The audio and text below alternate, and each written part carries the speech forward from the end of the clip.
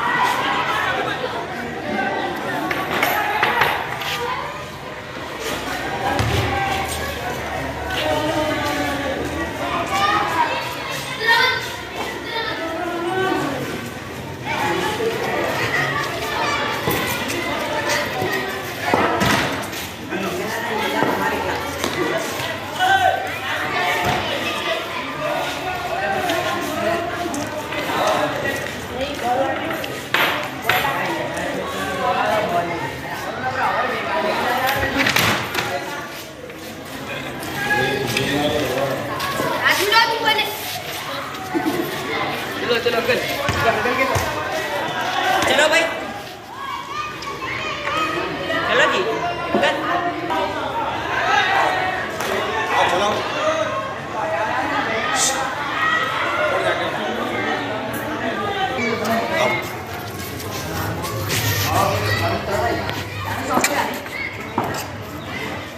बच्चा तो नहीं आता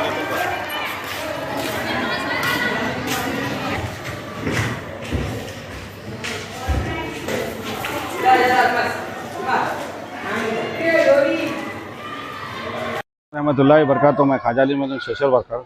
उस दिन मेरे को भाइयाँ कोई बहुत जने फ़ोन करे थे, खिरशिजा ग्राउंड में हूँ मैं। यहाँ पर हुसैन अलीम कॉलेज बोलते हैं और जूनियर कॉलेज भी है।